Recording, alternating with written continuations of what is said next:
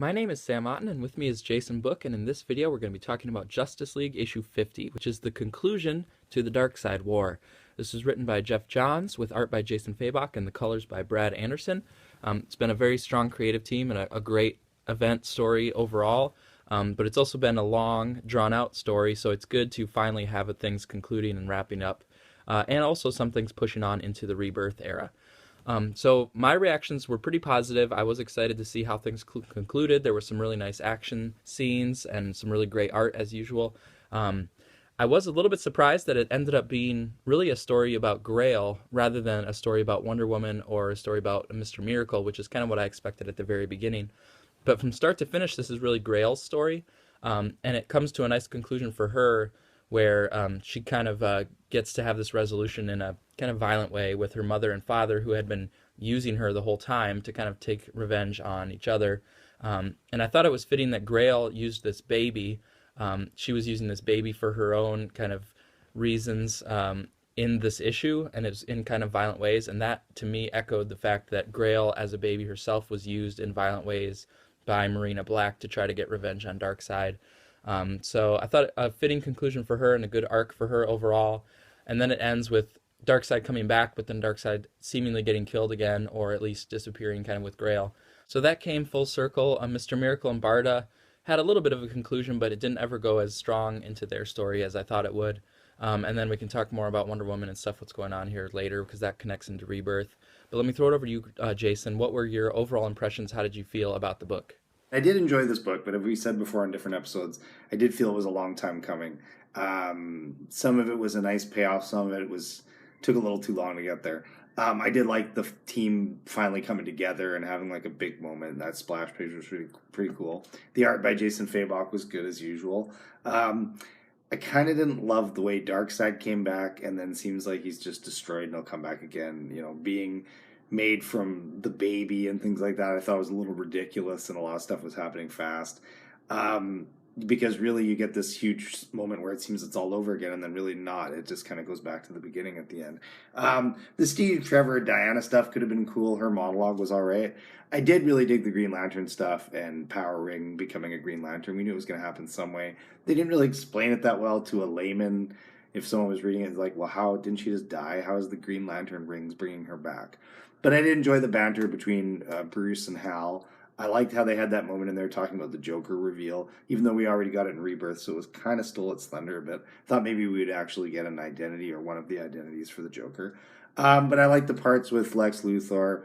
The part that fell short for me, though, was Big Barda and Mr. Miracle. We got that one nice moment at the end of the book, but really I was kind of like, well, we thought it was going to be so much better for them the whole way. There were some cool splash page moments with a bunch of the New God characters. They used the Black Racer in a cool way with the Flash, but it was kind of just not enough for me. I'd like to read the whole thing and see how it is generally, you know, how it all fits together in one read or a couple nights read, but I feel that this crossover was good, but it did suffer from some things where it had a lag where it went from one part of the story to the other, and we had some fill-in issues. But it did deliver in a lot of ways. It had some good action, and we'll see what happens at the very end. The end scene was kind of weird, and it said to be continued in Rebirth. I don't remember that scene exactly happening like that in there, but we'll see.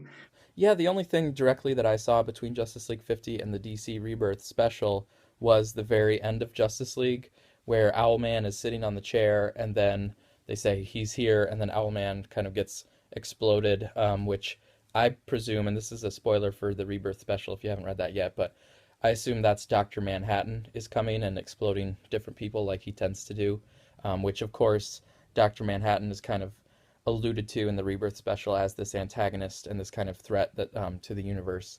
So that was one thing. There were, though, a lot of things in this Justice League 50 that are just setting up the Rebirth books overall. Like you mentioned, Jessica Cruz as now Green Lantern, so I thought that set her up nicely. I thought it was great how she used the Death Racer to get rid of the evil power that was holding her with the Power Ring, and now she's able to be Green Lantern. And the Green Lantern's Rebirth book has already come out, and that was a really good one, where it's Jessica Cruz and Simon Baz, and they have some kind of dynamics between the two of them as the characters, but Hal Jordan's telling them they need to partner up and work together. So that looks like it's going to be an interesting Green Lanterns book.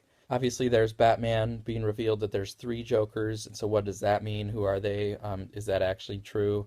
That's going to be followed up in some of the Batman Rebirth books.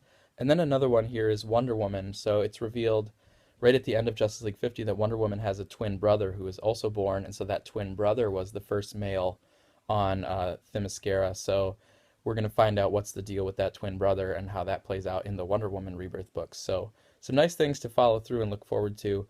But let's just finish up here, Jason. What are your overall thoughts? Any final thoughts on this Darkseid War overall? Geoff Johns obviously had his hand going on a lot of different, pots right now, and kind of did a lot of different things with a lot of different characters. So it's pretty cool. You can keep that all going and remember it. But I did enjoy it. It's interesting to see what the heck's going to happen in the next two issues of Justice League. There must be kind of filler issues to fill it in. But for what it was supposed to be, it was good. Good art.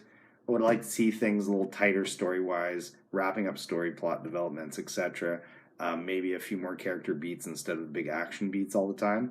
But it was entertaining. It was like a good action movie. Not my favorite action movie of all time, but something that was worth reading. And I mean, maybe some kind of,